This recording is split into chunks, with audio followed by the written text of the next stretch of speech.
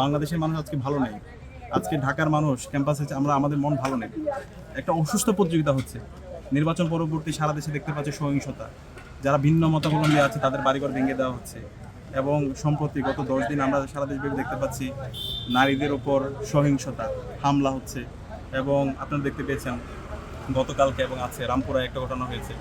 6 বছরের একটা শিশুকে তার উপর নৃশংস কায়দায় হামলা হয়েছে। যখন মামলা করতে গিয়েছে তখন প্রশাসন থেকে বলা হচ্ছে মাইনা নেন। আরে ভাই, মাইনা নেওয়ার জন্য কি জুলাই বিপ্লব হয়েছে? এবং এরপরে যখন এলাকাবাসী সহ থানা ঘেরাও করছে, পরবর্তীতে তাদেরকে ওখানকার স্থানীয় যারা আছে তার প্রেশার ক্রিয়েট করছে মামলা তুলে নেওয়ার জন্য। এবং নরসিংদীর যে ঘটনা পুরো জাতিকে আবার নতুনভাবে কাঁদিয়েছে। 15 বছর একটা শিশুকে গণধর্ষণ করা হয়েছে। ধর্ষণের পরে যখন সে বিচার চাইতে গেছে তখন তার পরিবারকে ওইখানকার যারা নেতৃত্ব পর্যায়ে আছে বিএনপির তাদেরকে হুমকি দিয়েছে। পরবর্তীতে যখন মামলা করেছে পরবর্তীতে তাদেরকে তুলে নিয়ে ওই শিশুকে 15 বছরের শিশুকে তারা মেরে ফেলেছে। তো আজকে তাহলে জাতির বিবেক কোথায়? মিডিয়া কোথায়? আজকের দেশের রাষ্ট্র কোথায়? দেশের আইন শৃঙ্খলা কোথায়? দেশের বিচার ব্যবস্থা কোথায়? এটা পুরো জাতিকে হতাশ করছে।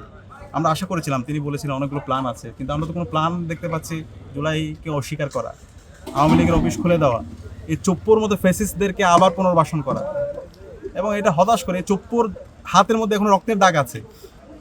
সেই চপ্পুদেরকে আমাদের দাবি হচ্ছে তাকে দ্রুত দ্রুত অপসারণ করতে হবে এবং তাকে অ্যারেস্ট করে তাকে বিচারের আওতায় নিয়ে আসতে হবে। এ হচ্ছে খুনি। সে আমাদের ভাই বোনদেরকে খুন করেছে। তার হাতে এখন রক্তের দাগ আছে। সে এখানে দেশে বসে ষড়যন্ত্র এবং চক্রান্ত করছে। তাদেরকে যখন আমরা পুনর্বাসন হতে দেখি এবং সারা দেশে আমরা এখন মব দেখতে পাচ্ছি, বাংলাদেশ ব্যাংকের গভর্নরকে কীভাবে তারা মব তৈরি করে অপমানিত করেছে, এবার বিভিন্ন বিশ্ববিদ্যালয়ে আমরা দেখতে পাচ্ছি।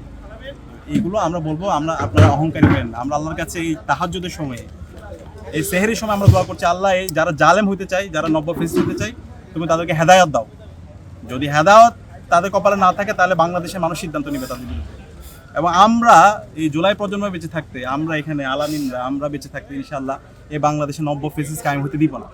প্রয়োজন আমরা জীবন দেব, কিন্তু আমরা এখান থেকে সরব না। এই বাংলাদেশে ইনসাফ কায়েম না হওয়ার পর্যন্ত আমরা আমাদের লড়াই চালিয়ে যাব। শহীদ ওসমান হাদি আমাদেরকে যে আজাদির রাস্তা দেখিয়ে গেছে, সেই আজাদির রাস্তা হচ্ছে আমাদের রাস্তা, সেই লড়াই হচ্ছে আমাদের লড়াই। ভারতীয় আধিপত্যবাদের বিরুদ্ধে আমাদের লড়াই সংগ্রাম আমরা জারি রাখবো। বাংলাদেশের কোনো প্রান্তে কেউ যদি জুলুমের শিকার হয় আমরা কথা বলবো। আমরা একজন আবু সাইদ হয়ে যাব, আমরা একজন শহীদ ওয়াসিম হব, আমরা একজন শহীদ আলী রায়হান হব। তো আমরা অনুরোধ করবো নতুন সরকারকে, আমরা দেখছি, আমরা অবজার্ভ করছি, আমরা যদি দেখতে পাই এই ধরনের জুলুমতন্ত্র চলতে থাকে এবং এভাবে যদি জুলাইকে অস্বীকার করা হয় তাহলে আমরা ছাড় দেবো না। আমরা এই ঢাকা বিশ্ববিদ্যালয় থেকে জুলাইয়ে যেভাবে আমরা রাজপথে নেমেছিলাম সেভাবে ঠিক একইভাবে আমরা আমাদের প্রতিবাদ প্রতিরোধ আমরা জারি রাখবো। এবং এই দেশের যে তরুণরা আছে, আমি মনে করি তরুণরা তারা কোনো ধরনের ওই যে প্যারোকিয়াল কনসেপ্ট নিয়ে তারা বেড়ে ওঠে না। এই জুলাই প্রজন্ম তারা রাজনৈতিক বাউন্ডারির ঊর্ধ্বে, তারা সবসময় সত্যকে সত্য বলতে তারা শিখে গেছে। তারা তাদের প্রতিবাদ প্রতিরোধ জারি রাখবে। এবং ডাকের পক্ষ থেকে আমরা এই ধরনের সকল কাজকে অ্যাপ্রিশিয়েট করি। ক্যাম্পাসে এখন একটা প্রতিযোগিতা হচ্ছে, ভালো কাজের প্রতিযোগিতা, ব্যক্তি পর্যায়ে প্রতিযোগিতা হচ্ছে, একই সাথে সংগঠনগুলো প্রতিযোগিতা করছে। ছাত্র শিবিরের উদ্যোগে প্রতিদিন ইফতারি করানো হচ্ছে 1500 থেকে 2000 স্টুডেন্টদেরকে। ছাত্র শক্তির পক্ষ থেকে গণ ইফতার করা হচ্ছে। ছাত্র দলেরও ব্যক্তি পর্যায়ে এবং বিভিন্ন পর্যায়ে ইফতার হচ্ছে। সামাজিক সংগঠনগুলো ইফতার করছে। এর পাশাপাশি এখানে হচ্ছে বিভিন্ন জেলাভিত্তিক উপজেলাভিত্তিক সংগঠন আছে, তারা ইফতার করছে। মানে একটা উৎসবমুখর পরিবেশ। এই উৎসবমুখর পরিবেশ রমজান আমরা আগে দেখতে পাইনি। এই জুলাই বিপ্লবে শহীদের আত্মত্যাগের মাধ্যমে আজকে চমৎকার একটা আমরা বাংলাদেশ পেয়েছি, গণতান্ত্রিক একটা ক্যাম্পাস পেয়েছি। রমজান উপলক্ষে একটা ফেস্টিভ মোড, প্রত্যেকটা হলে যান, প্রত্যেকটা হলে আলোকসজ্জা করা হয়েছে। এবং আমাদের সেন্ট্রাল মসজিদে আগে নারীদের জন্য তারাবির ব্যবস্থা ছিল না, তারাবির ব্যবস্থা করা হয়েছে। তো নারী পুরুষ সবার জন্য আলহামদুলিল্লাহ ক্যাম্পাসে একটা উৎসবমুখর পরিবেশ আমরা রমজান পালন করছি। তো সেই কারণে আমি একদম পবিত্র মুহূর্তে, সেহরির মুহূর্তে আমরা আল্লাহর কাছে দোয়া করছি শহীদ আবু সাইদ, শহীদ ওয়াসিম, শহীদ আলী রায়হান, শহীদ শান্ত, শহীদ ওসমান হাদি ভাইদের জন্য, যাদের আত্মত্যাগের মাধ্যমে আজকে আমরা চমৎকার একটা বাংলাদেশ পেয়েছি, একটা গণতান্ত্রিক ক্যাম্পাস পেয়েছি, ডাকসু পেয়েছি। ডাকসু পরবর্তী আজকে সকল ক্যাম্পাসের মধ্যে একটা শান্তিপূর্ণ পিসফুল কোএক্সিস্টেন্স দেখতে পাচ্ছি। আমরা আমাদের এই শহীদদের স্মরণ রাখতে হবে বারবার। আমরা আজকে দেখতে পাচ্ছি, এটা খারাপ লাগে, কষ্ট লাগে যে শহীদদের আত্মত্যাগের মাধ্যমে 2000 আমাদের ভাই বোনরা জীবন দিয়েছে। যে শহীদদের মাধ্যমে আজকে নতুন বাংলাদেশ পেয়েছি।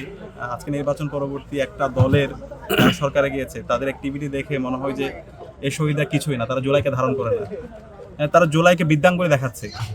এখন পর্যন্ত তাদের যতগুলো অ্যাক্টিভিটি দেখেছি, তারা গণভোটের রায়কে অস্বীকার করে এবং তারা যেই হাসিনা এবং তার দোসররা গত 16 বছরে বাংলাদেশকে একটা নরক রাজ্য পরিণত করেছিল।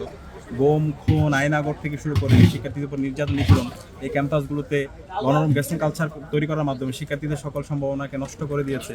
এবং সর্বশেষ জুলাই বিপ্লবে আমাদের ভাই বোন 2000 ভাই বোনকে শহীদ করেছে, হেলিকপ্টার থেকে গুলি করে আমাদের ভাই বোনদেরকে পঙ্গু করেছে, শহীদ করেছে।